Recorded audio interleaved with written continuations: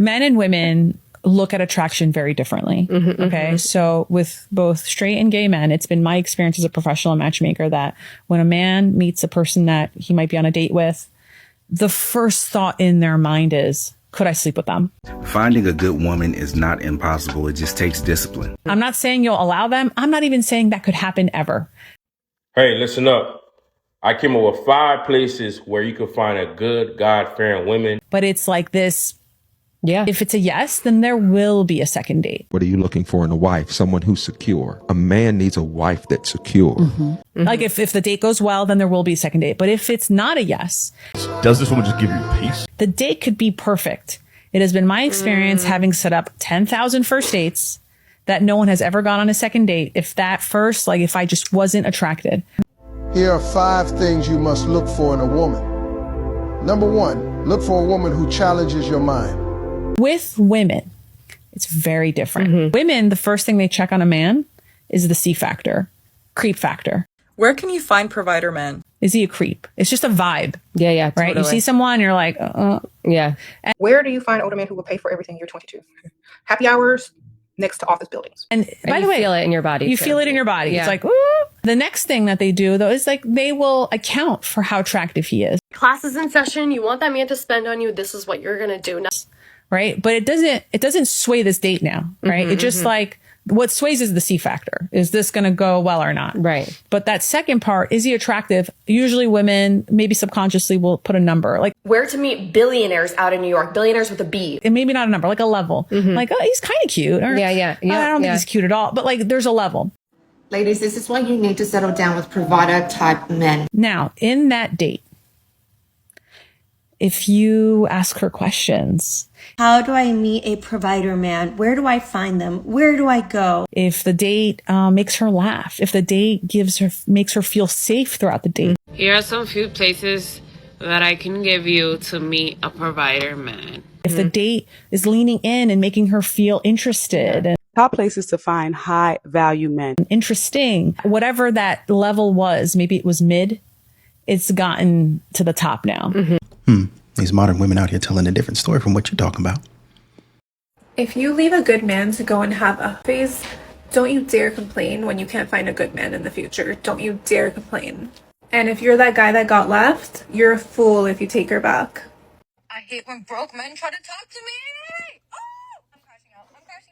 You don't think I'm special. You really don't. Because if you did, you would not talk to me. You would lock in. Okay, something you're clearly unfamiliar with. You would understand that I deserve gardens. I deserve a princess carrot, a princess castle, and some caviar. So why the f are you trying to talk to me with your honesty? So the real question is why are you hanging out in places, or why are you in places where you would be able to attract said broke man? That's just for starters. And how do you know this man is even broke? Because what, are you judging off of his appearance? So based off that logic, based off your appearance, I can gather that based off the fake boobs, the Botox, the filler, and all of the extra maintenance that you put into yourself, let's check your credit score and your credit card statements. Because I can guarantee you that you're massively in debt and you're calling out broke men because essentially you're the person who's broke in the equation. And let's not forget the amount of women that have this inflated ego, and they confuse their confidence with an inflated ego, which leads to their selfish behavior that they're entitled to a man with money.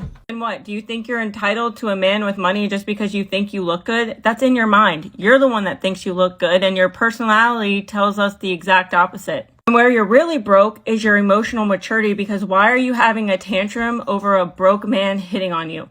Why are you in your car screaming about said broke man if you are the one giving off broke girl vibes by your maturity level? Even the richest man in the world is not going to look your direction because you have the emotional maturity of a sewer rat.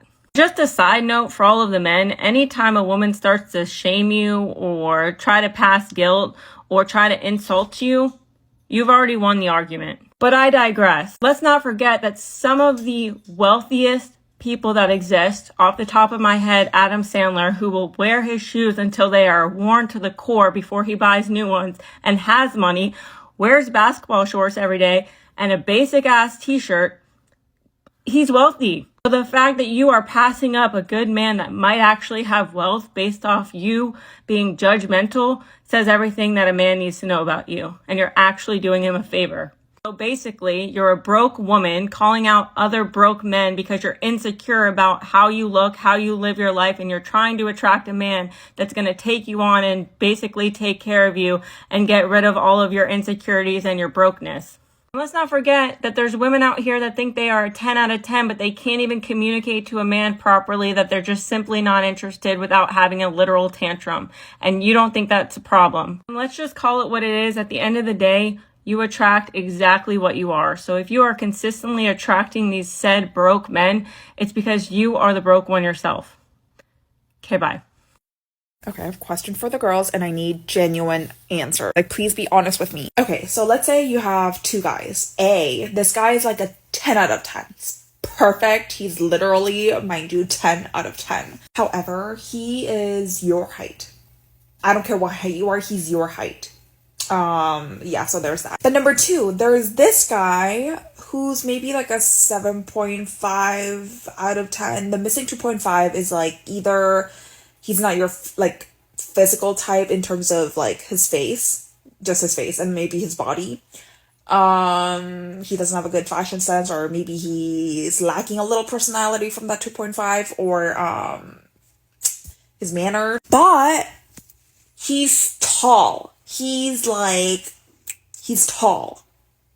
He's like the ideal type of tall. Obviously, like not too tall. Okay, out of those two guys, which one would you choose? Because for me, I think I would choose the tall guy. Of course, only if he's willing to work through that 2.5 missing point. If his personality oh no, I'm not choosing. The point being, I think I would choose a tall guy, and I think it now makes sense why all girls are just going for tall guys. But also, like, I tend to be on the taller side, so it makes sense for me.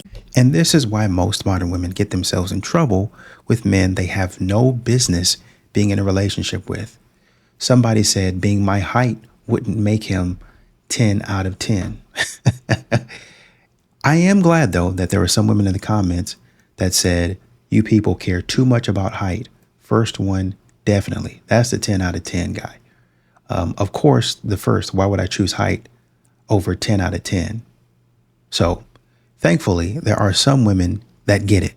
There is this guy that I think is so cute at my gym, and I never think anyone's cute. I never approach anyone. I see him like once every 2 months, and he's so polite, and he does not make eye contact with anyone. He doesn't talk to any girl. He doesn't look at any girl. He just goes in, works out, leaves. I love a man who doesn't have ojo alegre and isn't just like checking out every other girl and talking to every girl. And yeah. And again, he doesn't look at me. He doesn't anything.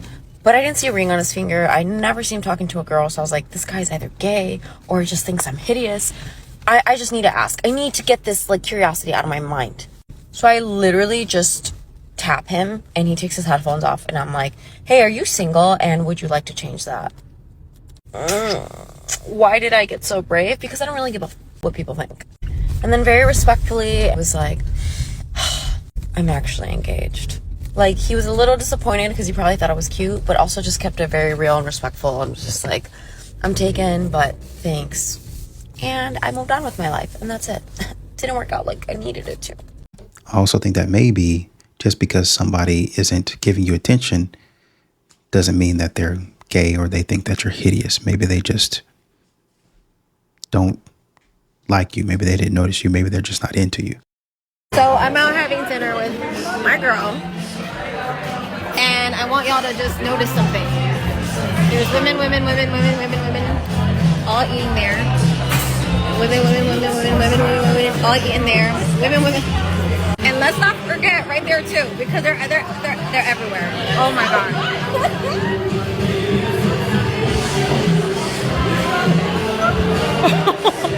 I don't normally go out, but when I do, I go out with my girls, and I am seeing something, a trend. Girls are all going out with their girlfriends. There's not like one date.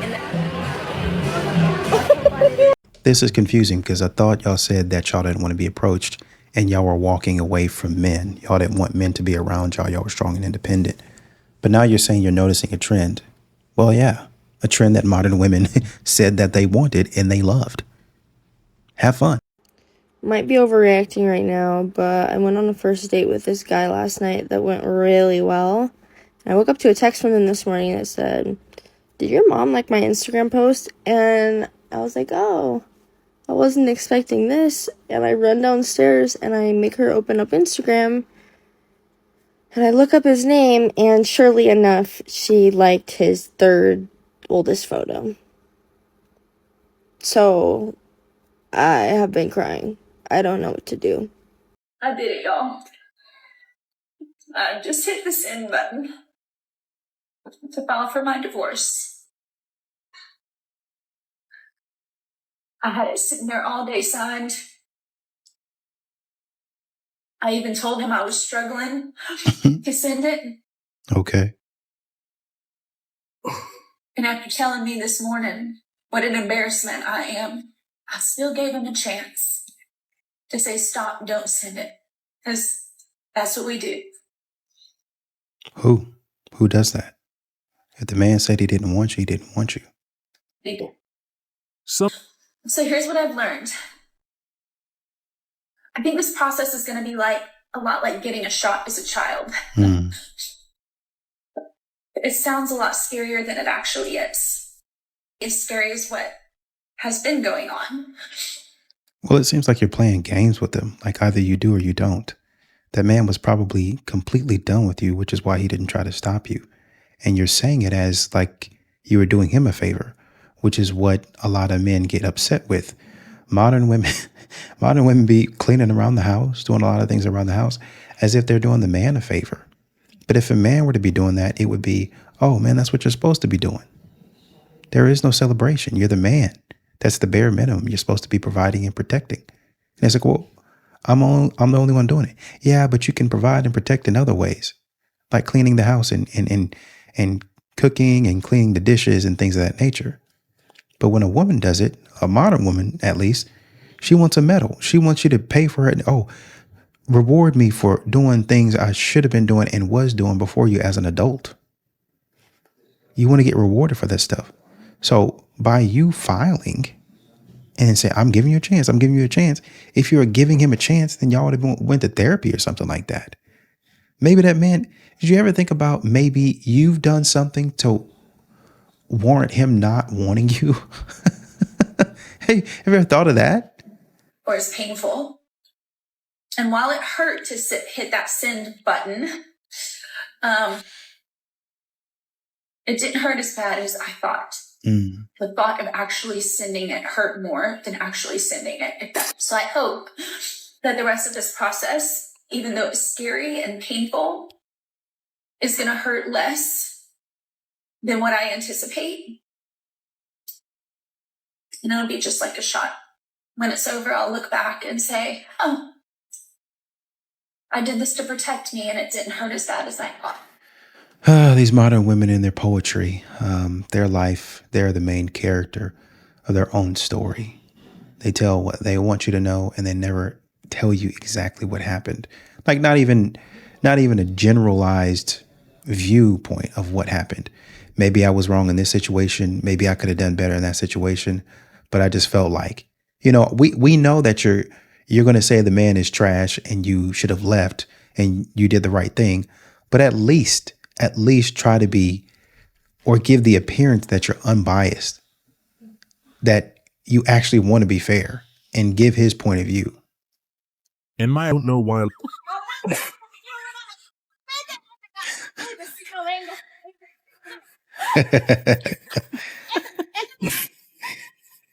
That's what they be doing. That's what they be doing. And that's how modern women be acting. When they throw you out, yeah, ain't nobody ever going to want you. But then a woman come in and pick up, see your value, see how you've been taking care of that woman. Because that's what they be doing. They be looking. They be watching. They didn't already notice the man. And when they see you acting a fool and cutting up inside the house and you going to throw them out, hey, I'm right here to catch the suitcase. Hey, I already got the car. I know she's going to try to take your car from you. I know she's going to try to go ahead and take the house. Go ahead. He can stay with me. He can drive my car. Matter of fact, we going to the dealership today to get him another car. Don't worry about it. You can have each and everything that you want, period. Just give us at least 50% with the children. Custody. We want that because I know what you be trying to do. As a matter of fact, the kids can come stay with us. That'll get you in line real quick. Look at this one. How to manifest your ex back in your life. I want my ex back. Where do I start? My God. My God. Or do you manifest your ex back? You broke don't. up, you guys are like, I just need this person back in my life. I'm happy with this person. Now, if you just agreed and nodded and your intuition told you that you are happy. Why would you need them back in your life if you were happy with them? Why'd y'all break up? That's the thing.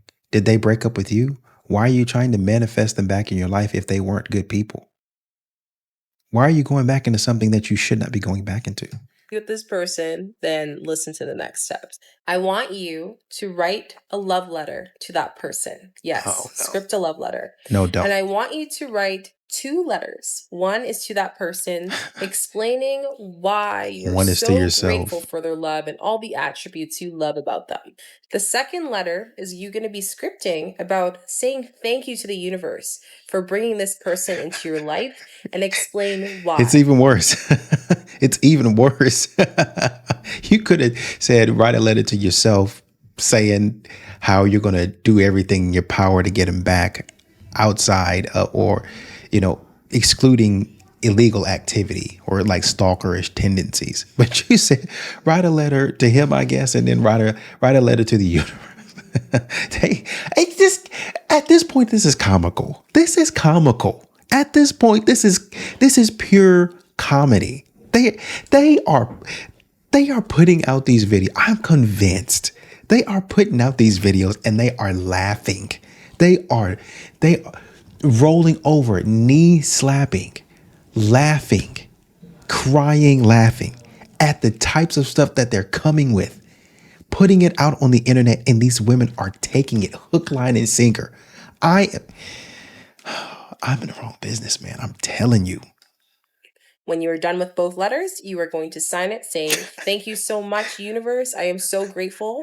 And you know it. You're going to speak and live life in existence like your ex is back in your life. Right. Watch. You'll see how powerful this is. Great question.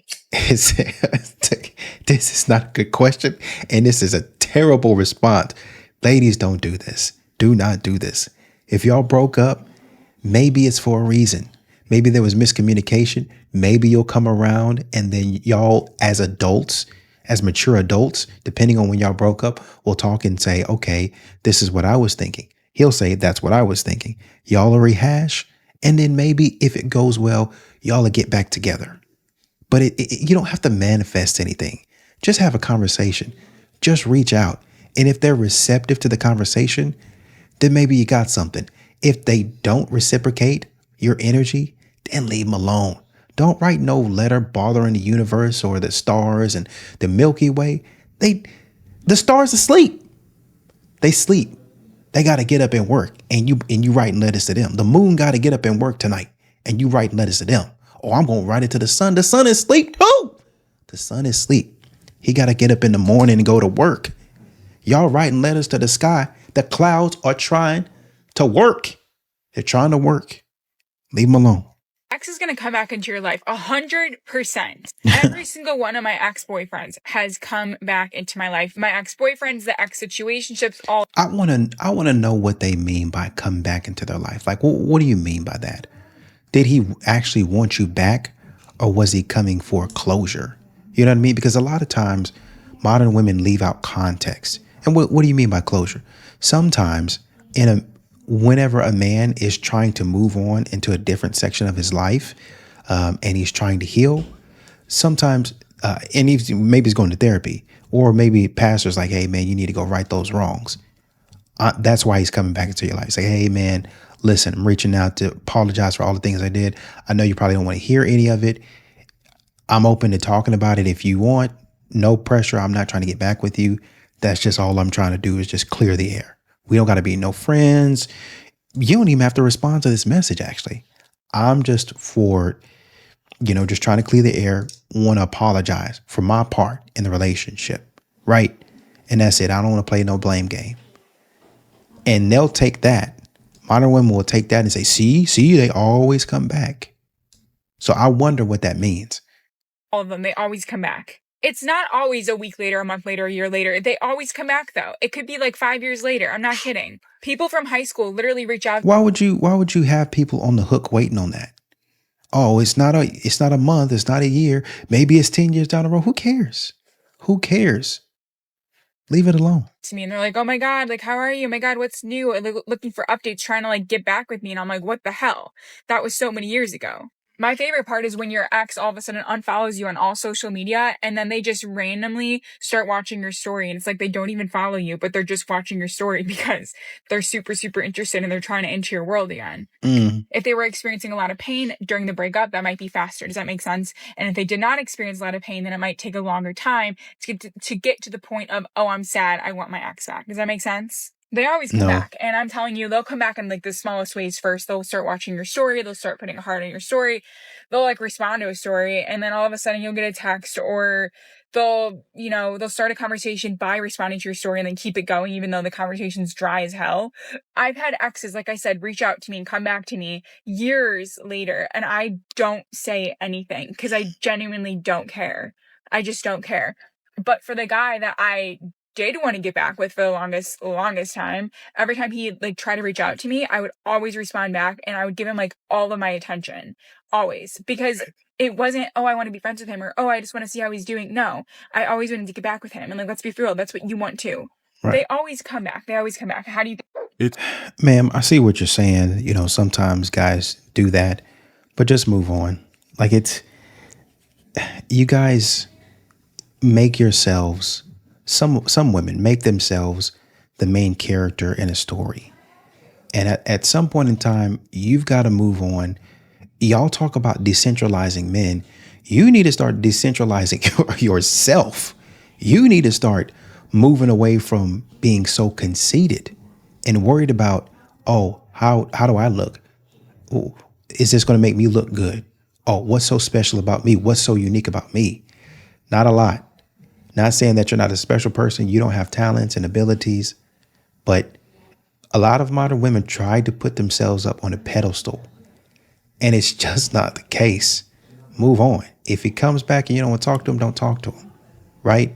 But don't get on the internet trying to brag and then giving other women hope to continue looking for something that probably is dead in the water and should be dead in the water. Move on.